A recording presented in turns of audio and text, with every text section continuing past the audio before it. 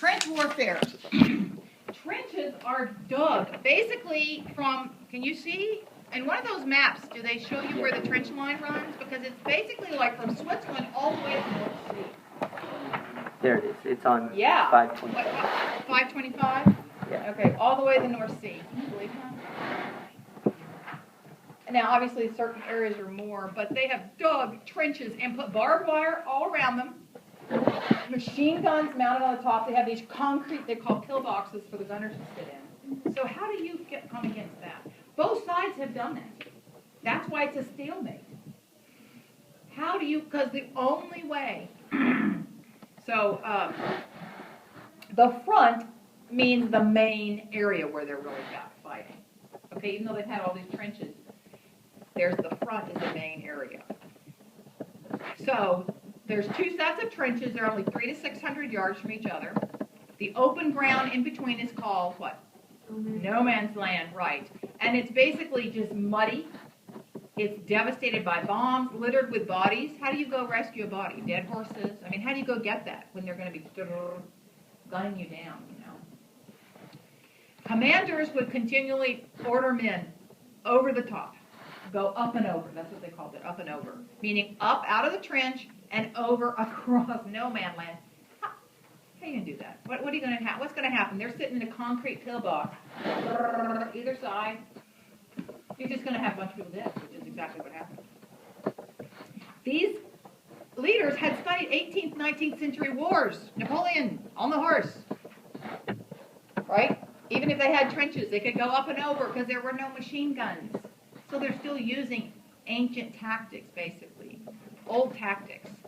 This favors the defensive side. If you're defending, so Germany can't move forward, really, because you're just defending it. Or maybe Germany is in France, which is what part of it was, and they're trying to push them out, so then Germany's defensive. However way you see it, anyway. So this produced a stalemate. For example, something called the Somme, S-O-M-M-E, campaign in July 1916. 1 million Brits went up over the top. First they had to cross, you don't have to write all this down, this just explains what it was like. First they have to cross their own barbed wire. Then this is like thick, thick mud, and they're carrying heavy, heavy packs. I don't know why. In one day, they gained, during the Somme campaign, they gained 10 miles, 57,000 casualties in 10 miles. Casualties is a mix of deaths and people wounded enough that they're off. You know, they're out for a while. 57,000 casualties in one day, and they gained 10 miles.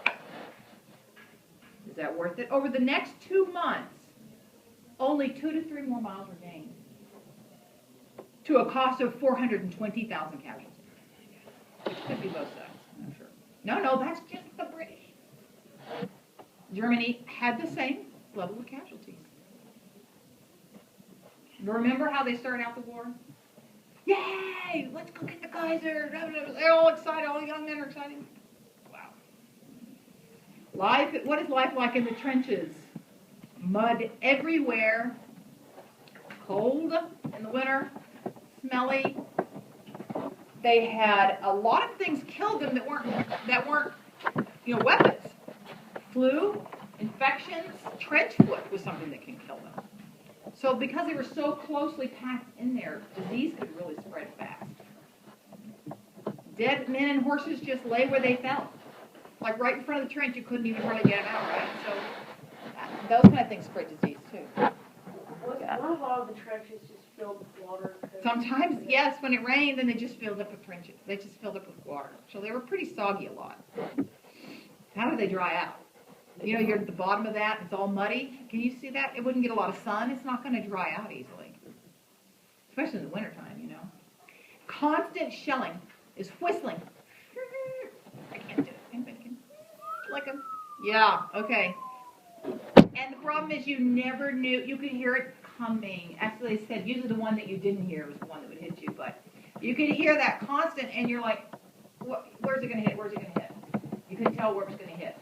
So it actually had this horrible psychological effect on people. Some people would started going crazy. And they actually did have a lot of psychological problems after this war for the first time. Shell shock. Because, and shell shock, right? That's what it was called, shell shock. And it was just that continually hearing that sound and not knowing, and then maybe the guy right next to you just drops. At one point, the life expectancy of a soldier at the Western Front was 2 weeks. This war brought a severe type of hopelessness for Europe. It didn't really affect America that much because we didn't get in it to the end, and then we kind of came as heroes. Yay, we can save everybody. Even though it was hard still to be in the trenches, by the time we came, that helped be the big push, you know.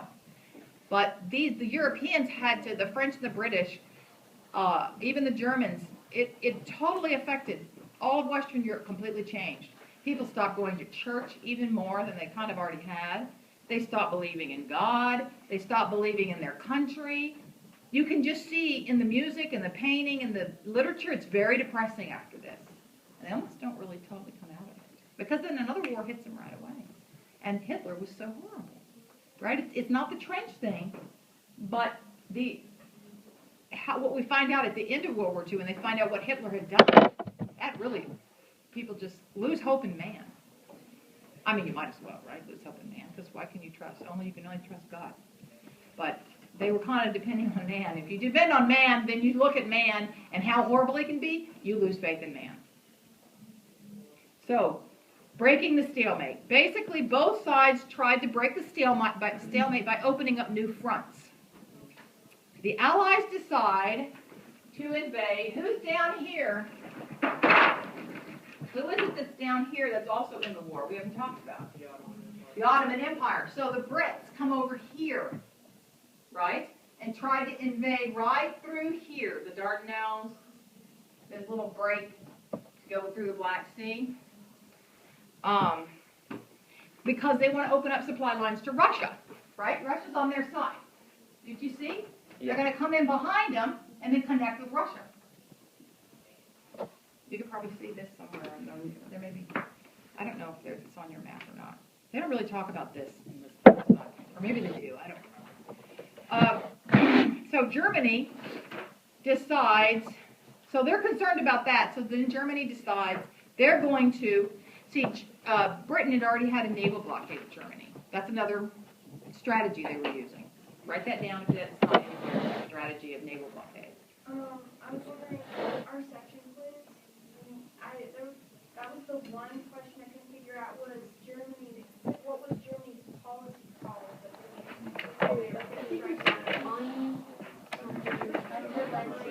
Unrestricted submarine warfare, and I'm going to get to that. Yeah, it's called unrestricted submarine warfare. I'll explain what that is in a minute. So, Britain is naval blockading Germany with the U-boats, right? They developed these U-boats, the early submarine, and then you don't know where they are. That's a dangerous thing. I mean, I don't think they have as much firing power at the time, but the fact that you can't tell where they're coming from, they hadn't developed sonar yet, you know. Is Germany doing this to Britain? Or Yeah, Germany's the one that has the U-boat, Unterseeboot. That's how you remember it's Germany. Britain still has their navy. Remember, they don't change very quickly anyway. Britain, they kind of take a while to have change. They keep going up and over and doing cavalry charges and using their navy. They don't. They're kind of like that, you know, in general. So Germany is going to try to break the naval blockade with U-boats and some of their navy because, you know, Kaiser had been developing a navy to copy Britain. This is going to bring the United States into the war because we have to trade, right? This is our big trading partners, especially UK. I mean, Britain is our big trading partner. And so Germany, see, they're kind of, obviously Britain is blockading in here. So then you can go under, they can go under that blockade. Germany's here, right? They're coming out into the North Sea. They can go under the blockade. And then they start kind of not exactly blockading, but they start what they call submarine warfare. Unrestricted submarine warfare is something else, and I'll explain what that is. They start submarine warfare, so now they're going to start taking out U.S. ships too. That's going to eventually bring us in the war. In the book, they have a cutout from the What is this New York saying? newspaper that says Oh, that's just, warning hours of the German U-boat blockade. right. Yeah, they do start warning us. So let's talk about what happens down in Ottoman Empire. Okay? It's called Europe's soft underbelly. That's where they decide to go. This is actually Winston Churchill's plan. Now remember, he's prime minister later in the World War II, but right now he's first Lord of the Admiralty. I love those Lord positions, don't they? So he decides, let's attack the Ottoman Empire by sending British and French Navy to the Black Sea. Remember I said, and they're going to protect the Suez Canal. That's a new canal that's cut through by Egypt and Mideast, and UK uses, Britain uses it a lot. Okay, so then they're going to invade and go up into Austria that way. So the Dardanelles and Gallipoli. Do we have any maps? Yeah, we do. Here's Gallipoli on page 530. And see where Gallipoli is. Gallipoli is just like these high cliffs that are right there. You see, the reason he thought this is because this is like this narrow, do you remember? Around here is where, remember Persia crossed over for the wars? Remember to attack Athens and Sparta? Remember they crossed over right there, the Hellespont? This is all that same area is real narrow, so it's also a good thing to try to take over or defend. So that's why Churchill's idea is let's go down there, and Gallipoli is like these cliffs, sort of, and it's a peninsula, and so they want to take this, but there's forts up there, Ottoman Empire has. And actually, in Australia, this is still a very famous battle because tons of Australians, you think about it, Australia is part of the British Empire at the time. So a lot of Australians and New Zealanders are part of this battle because they're closer. Does that make you can see? A little closer. You know, I mean, that's where they go first. So it's a famous battle still because so many of them die. Britain does not win. It's a disaster. Most of their ships are sunk. They try to assault these heights, amphibious, landings, and then they try to go off these cliffs, and they're just mowing them down. Churchill is actually taken from office because of this disastrous plan to take Gallipoli Peninsula. So that doesn't work. That southern thing doesn't work. Okay, now war on the seas. We talked about the U-boats, right? So these U-boats are going to be effective cutting American supply ships to Britain. And they do warn America because they want them to not take as many, they want to slow it down or not think it's worth it, right? But America, we have to keep, it'll hurt our economy if we don't keep, selling stuff. And now our economy, economy always booms during the war. So this is the thing, Britain is an island. So Germany figures all we have to do is keep them from getting supplies. And with a U-boat, we can do that. Makes sense, right? Like originally, and this is sort of the way, there's still a bit of warfare that's sort of like it's not following the Geneva Convention because it wasn't at the time, but kind of like the whole thing. Some countries try to have certain rules that they just follow. Like we do this and we don't do this. Like if people surrender, we don't shoot them. Those kind of basic things.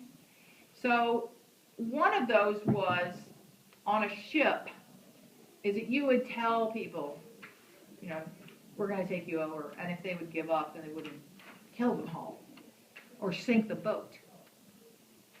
So the U-boats originally started doing that.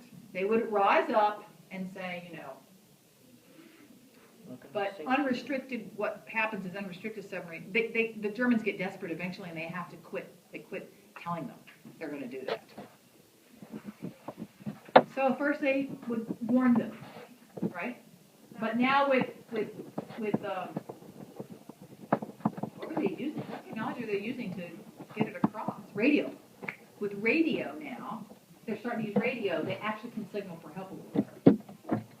So that's why the U-boats quit warning them because now radio, they can actually get help. So in 1915, Germany announced this policy called unrestricted submarine warfare. And that was saying was that Britain is a war zone. Everything around Britain is, we are considering a war zone. If you come into a war zone, I don't care who you are, if you're a merchant ship, if you're a passenger ship, you can be sunk. It's all fair game. And actually, they do unrestricted submarine warfare in the United States. After a while, the United States protests and they pull it off, and they don't do that. That doesn't mean they don't do U-boats. It just means that they won't just sink anything, but then they go back to it again. So that's that policy that basically says we'll even take out a passenger boat if you come into this area. I don't know who that on Well, they do in the Lusitania. that. So The person is actually firing that to turn over the people. I don't know how. So, May 15th, 1915, the Lusitania passenger luxury liner was attacked and sunk off the coast of Ireland. Germany claimed that even though it was a passenger, it was probably carrying supplies like war supplies, ammunition, meaning arms. And actually it was carrying Remington rifles. But it was a passenger ship. The passengers probably didn't know, but Germany had actually published things in the United States warning people not to go on these ships. But because it was unrestricted submarine warfare, they were saying we will take out even a passenger ship. 1,200 people died, and 128 of those were Americans. Passengers. These are just people travel. Remember, you can't fly across. So you're going to Europe, you're going to go on a boat.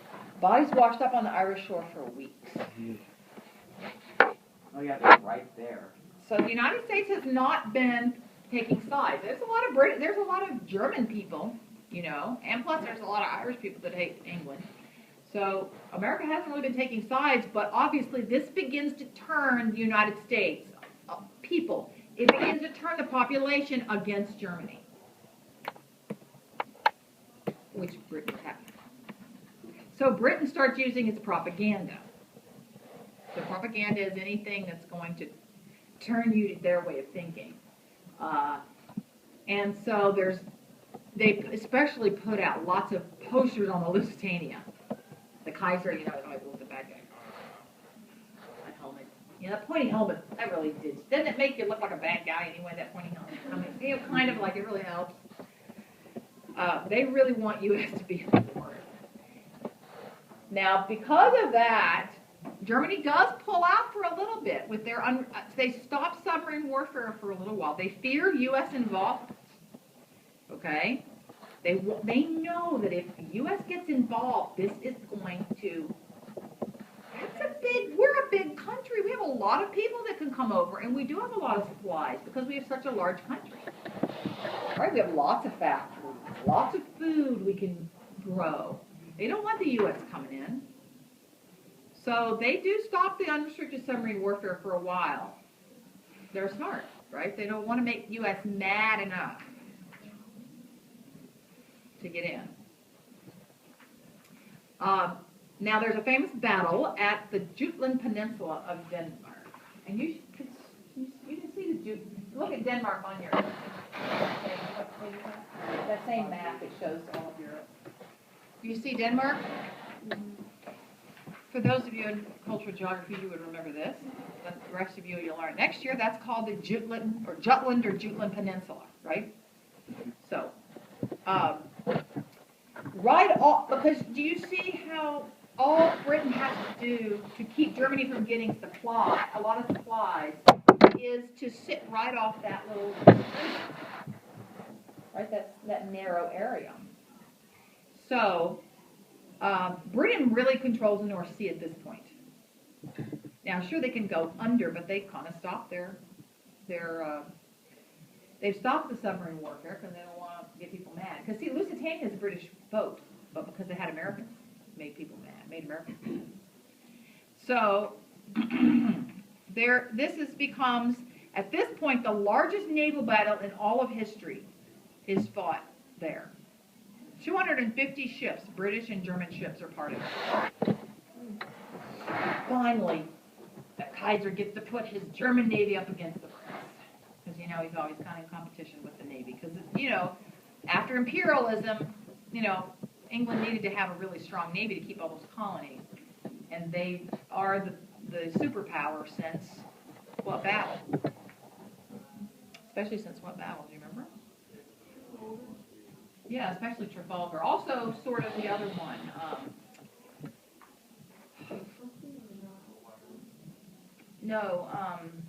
The earlier one was the Spanish Armada. And that did kind of knock out Spain, but then this other one keeps them, like, still really strong, the Trafalgar. So, the German Navy they do the same, they pull the same thing. Remember crossing the T? They kind of do it again, and it actually works. Germany gets caught in the T. But, typical British, they don't chase them. They just let them go. I know, they could have probably completely. They're sort of like, yeah. They're sort of like, that's not fair. Totally fair. They kind of were like that with the Germans about the U-boat, unrestricted submarine warfare. Like, that's not sporting. This isn't a game of chess. Yeah, this isn't sporting. That's not how we do war. They really actually did have that attitude a little bit. So Germany escapes. You know why? Actually, they love these battleships, and these battleships have become very expensive to build. And you know the Kaiser's attached to these battleships. And so's Britain. That's why they don't give chase. They don't want to lose their expensive battleships. Don't want to break their news. Yeah, exactly. Yeah. So anyway, because Germany is now sort of just hemmed in and they can't get out into the North Sea, they go back to unrestricted submarine warfare. So by April 1917, I have this written on your thing, right? The U-boats were sinking 600,000 tons of supplies every month. Think how much that is. They were sinking ships faster than the Allies could even build them. And Britain is down to 6 weeks of food. Because, see, they're trying to effectively starve them out. Because it's an island. So, America. The Brits really need America to enter the war. Let's see the things that happen. The USS Housatonic. This is a German U-boat that sinks a U.S. ship without warning. That's the unrestricted submarine warfare, no warning. German U-boat sinks that ship without any warning. This is the first thing that happens. Wait, but how does it It's an American warship actually, but it's probably carrying supplies and weapons probably for Britain, but.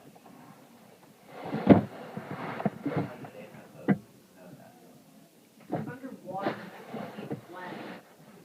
No, they know. They come up and look. I think the U-boats have to come up to actually fire, sort of. And don't even. they have like little, didn't they usually have? And oh, right, they have periscope. That's true. Out of the water. Yeah. Oh, that's a porpoise. They can tell what's No, I think the USS Housatonic, that means it's a warship. It looks like a warship. It doesn't look like a merchant ship. See, that's a United States, like, warship, kind of. The USS, you know what I'm saying? Like HMS, Her Majesty's ship. The British calls theirs HMS. We call ours USS. What would you say? United States ship, I think. And then how many times was sub? Yeah. Okay, so. It's like even HMS, Her Majesty's ship. United States ship? Is it ship? Is it yeah. I don't know if it's ship or service. That's a good thing. Yeah.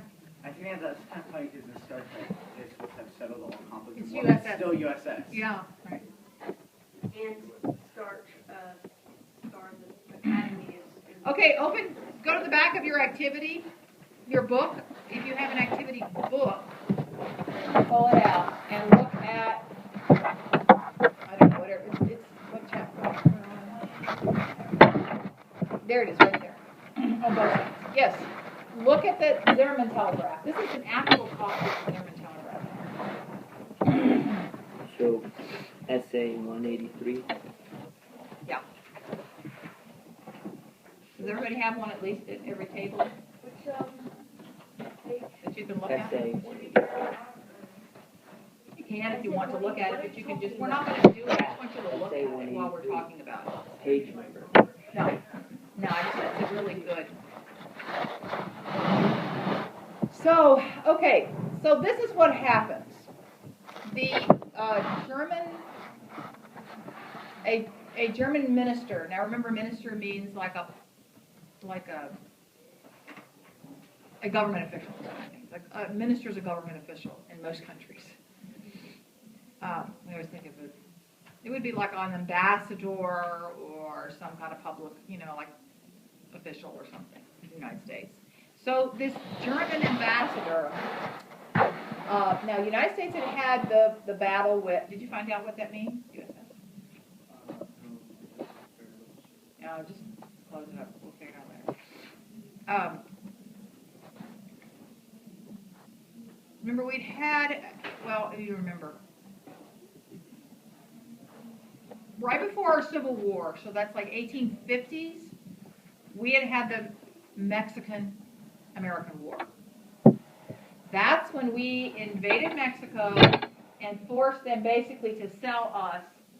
Well, now Texas was already independent, but like, New Mexico, Arizona, like that whole California, all that area. California kind of had their own revolution too, but so we got all that territory from them, right? We've also actually recently been having some more altercations with Mexico, right before World War I, that you'll learn about in American history next year.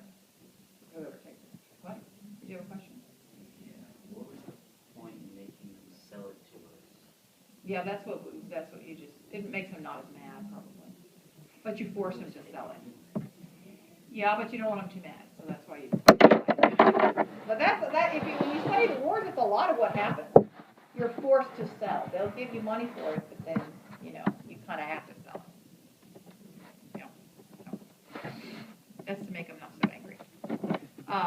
So, this German official sends this coded telegram. Okay? You see it? And you flip to the next page. Now, the Brits are intercepting this code, and they've already broken this code, but they don't want anybody to know. Flip to the next page. You can actually read it. Read it, Joe. We intend to begin on the 1st of February unrestricted submarine warfare. We shall endeavor, in spite of this, to keep the United States of America neutral. In the event of this not succeeding, we make Mexico a proposal of alliance on the following basis: make war together, make peace together, generous financial support, and an understanding on our part that Mexico is to reconquer the lost territory in Texas, New Mexico, and Arizona. The settlement in detail is left to you. You will inform the President of the above most secretly as soon as the outbreak of war with the United States of America is certain, and add the suggestion that he should, on his own initiative,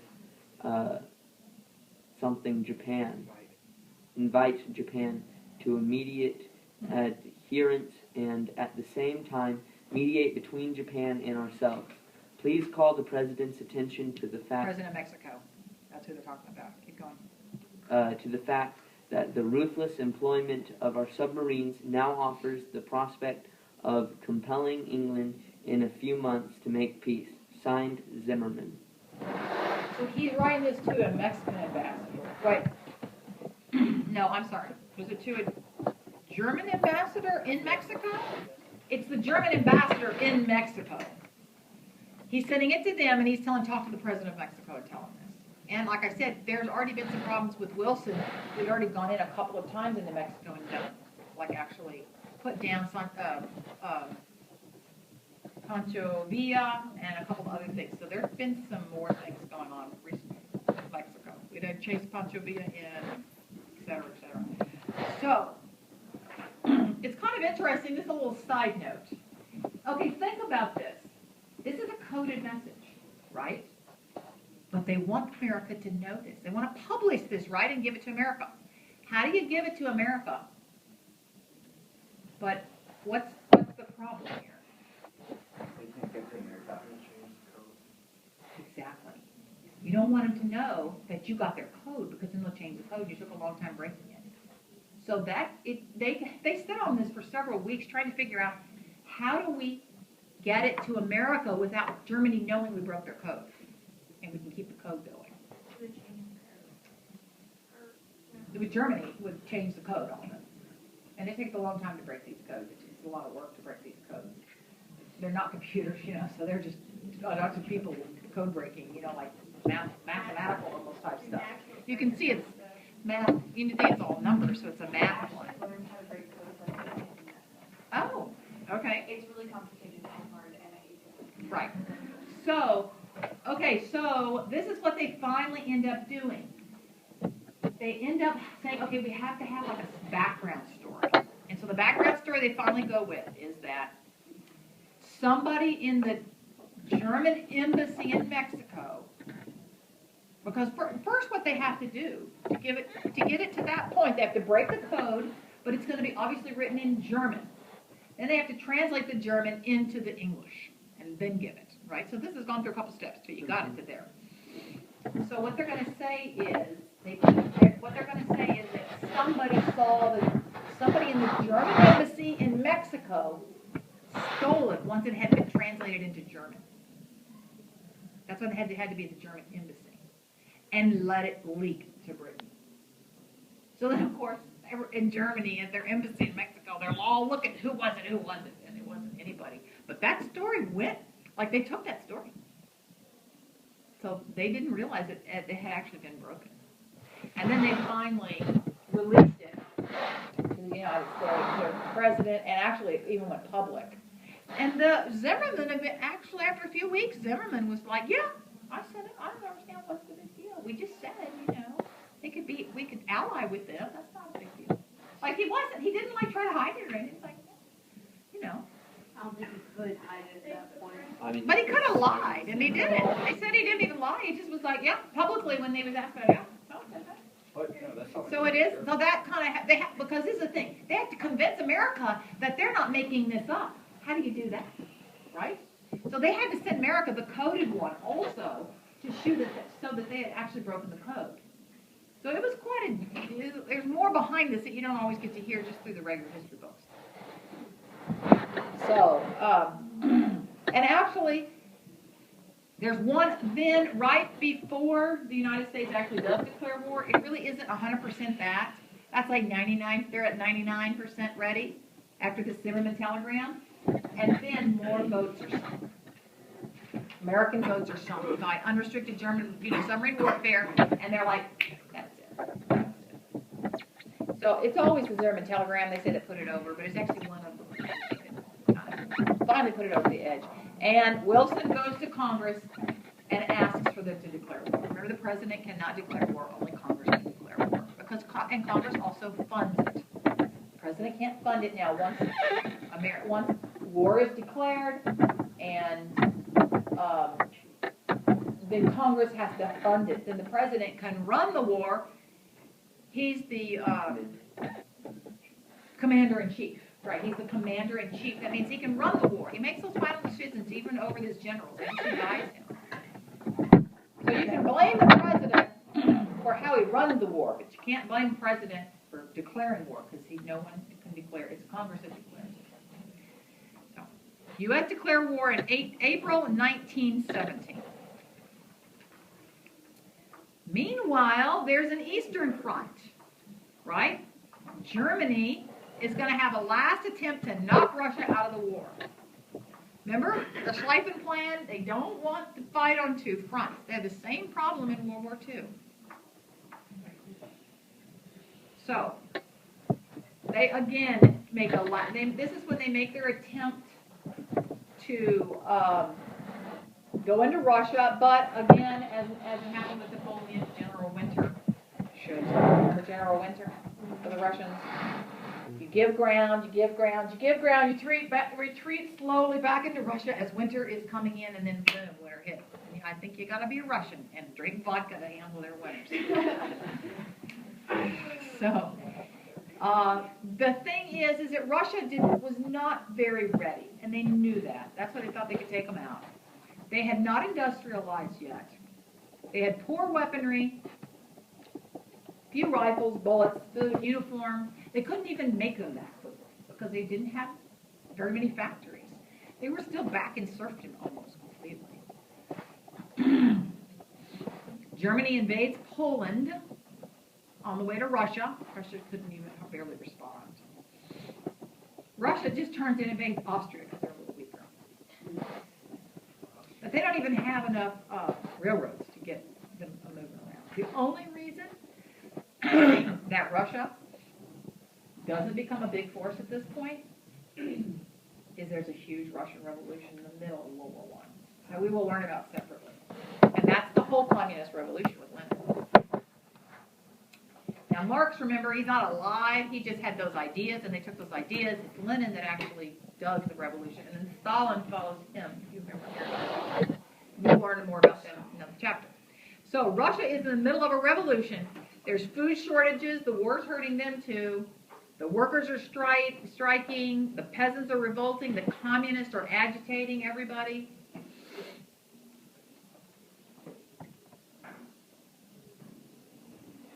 Vladimir Lenin, that's his first name, has been exiled to Germany.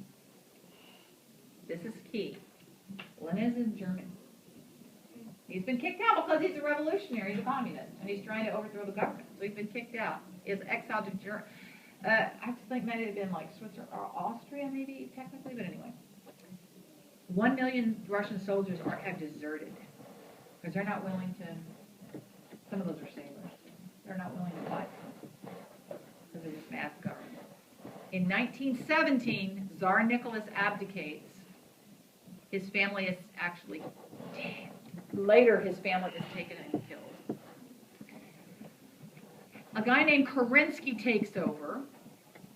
So Lenin doesn't take over right away, and Kerensky's more moderate than Lenin. Lenin's not there. Kerensky's there. He takes over. And Germany does their final blow to Russia. And it gets Russia out of the war. They know what they're doing. They go find Lenin. He's in either Germany or Austria, I think. And they tell him, how would you like to go back to Russia? Of course he wants back to Russia. He's been exiled. They put him on a private train. No one knows who's on there, like, just looks like a train. It's like a sealed almost thing, where nobody can get down. And they send him back into Russia. They pretty much smuggled him back. And he shows up. Yes, he is, but he's just a little more moderate. Maybe he's more socialist, but he's not, as we find out, how radical Lenin is and how much he goes by Marx's idea of kill off anybody that doesn't agree with you, They kind of do, but kind of not. They don't, he's not that powerful yet. He just has the potential to be powerful, that's why. And the Tsar is the one that had gotten rid of him. The Tsar's government had gotten rid of him. Meanwhile, this is all kind of going on. They put Lenin on a train and send him to Germany. And Lenin ends up making peace in Russia. They send him to Russia, and Lenin does actually end up making peace and pull out of World War I. With Germany.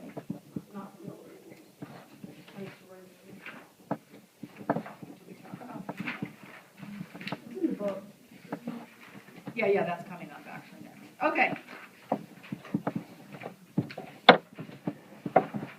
That's pretty smart of them. Oh wow, that just let loose.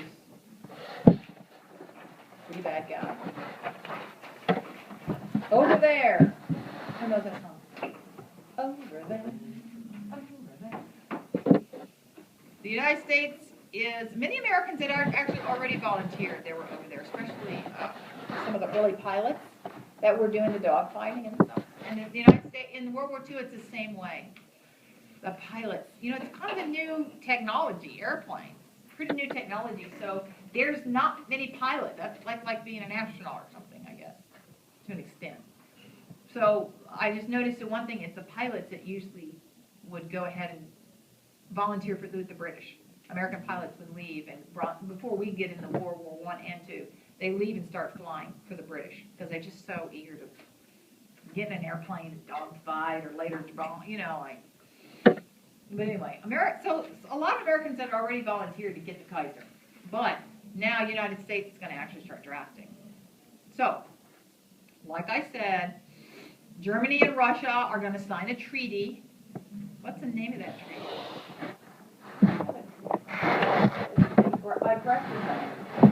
It's Brest-Litovsk, isn't it? Yeah, Brest-Litovsk.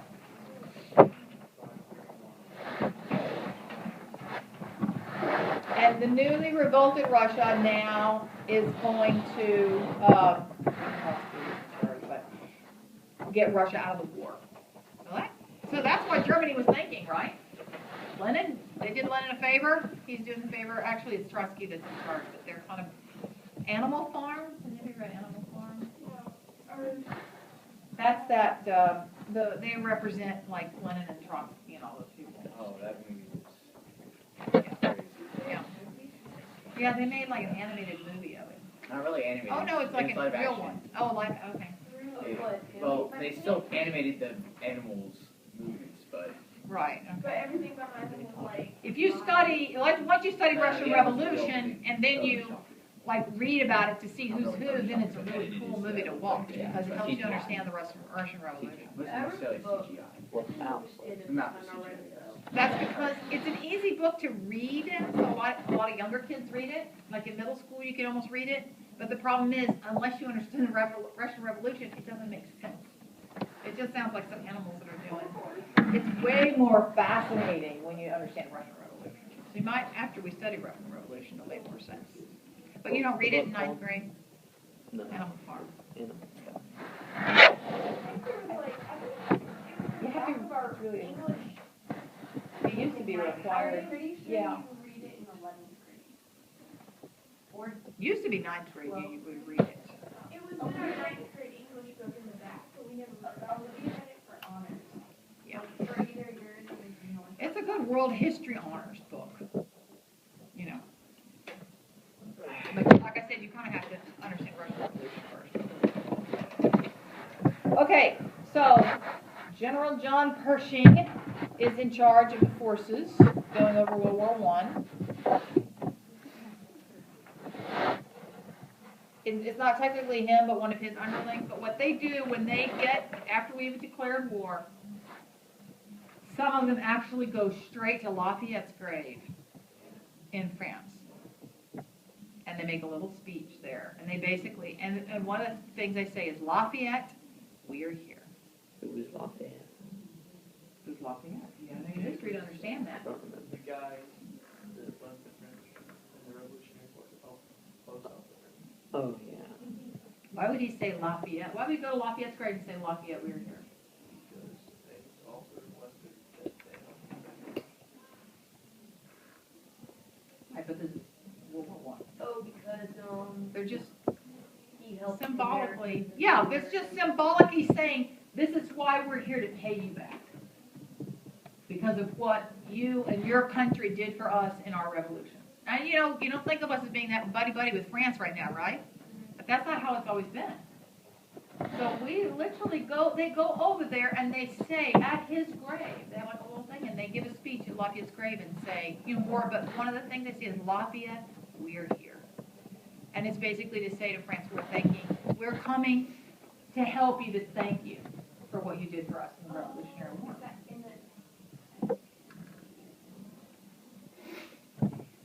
It's a very famous saying, Lafayette, we are here. Everybody understand now what they're saying? I was gonna try to apply that to my conversation. Yeah. I'm here to help you again. Lafayette. Like I'm paying you back in a sense. That's what you could use it for that. Lafayette's in the future.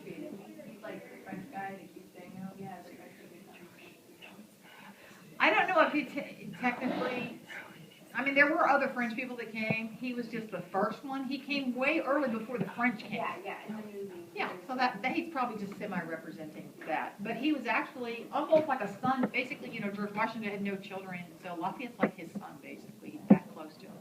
And Lafayette comes back years later to visit the United States, and he is given the biggest hero's welcome. He is the huge star. Every town he goes to, they have a party, they have parades. I mean, like, he is very, very popular, Lafayette, in the United States, you know, because they remember him very clearly. Now we kind of forgotten him a little bit. It wasn't. So even in World War I, they're still remembering Lafayette. Right? It's about 100. It's a little over 100 years later. 140 years later. I guess France kind of owes us one. For, I mean, the whole Normandy and they incorporated France. Yeah, we do want to help out, but okay. Germans come within 50 miles of Paris again, but now we've got the Allies, a bunch of Americans, like a whole new crop of people, and the new German weapon. What's the British weapon that? No, I'm sorry, German weapon. The new British weapon. What is it? Tank. The tank. The Brits developed the tank.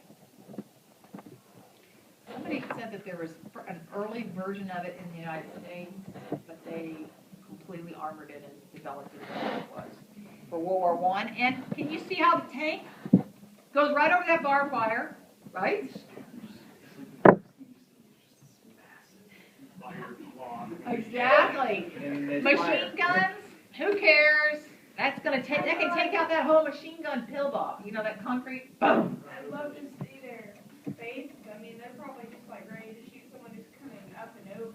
Well, hopefully if they're. Now it's coming up and over. Exactly. That makes a big change, is to have that weapon. In one day, they push Germans back 8 miles with very little loss of life. Those tanks. Why didn't they just get smart and carry like big metal shields when they're doing their? I know, like yeah. They have to be do a pretty Roman heavy shield though. wall. I mean, Yeah, but I wonder how those machine guns, what you'd have to have to, I wonder if they had developed anything that you could, but now we do. I don't know if they did then. Right. we'd have multiple people on. Now you probably have that, but I don't think I'm not sure they had that technology. Huh? We're gonna have to get curve around before it gets to that thing. Exactly. Schwarztag, and it's called Germany's Black Day, Schwarztag. Tag is actually day, and Schwarz is black.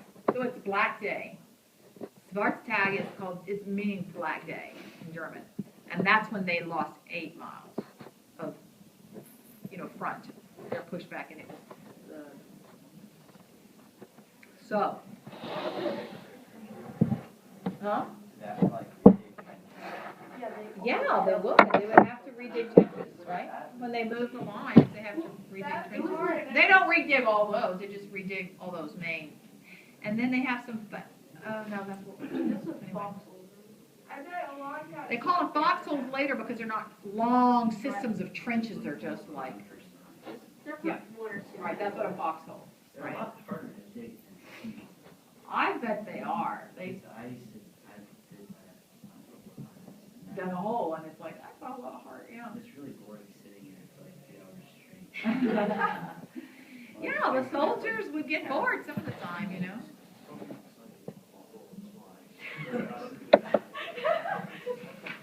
That'd be fun if we got a lot of snow here. Before we end, let me talk about some interesting things that happened. Has anybody heard of the Christmas truce? Nope.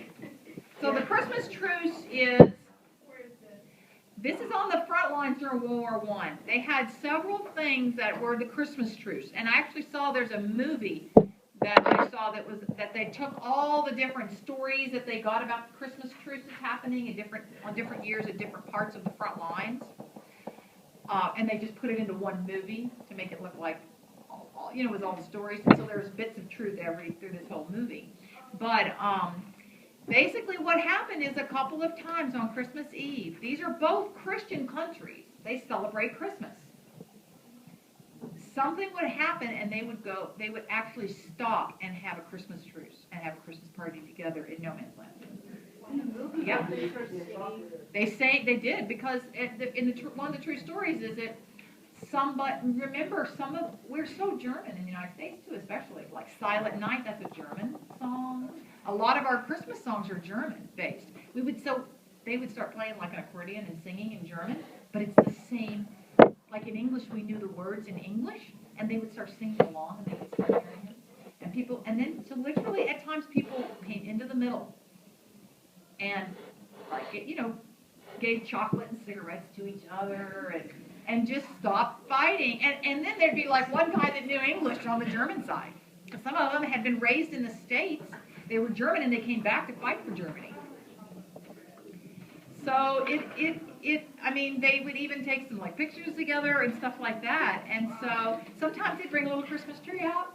They'd bring like little, because remember the Christmas tree is German. That's from our German heritage, the Christmas tree. And this is what you have to understand. Queen Victoria was married to a German. So England had adopted a lot of German Christmas traditions. Wow.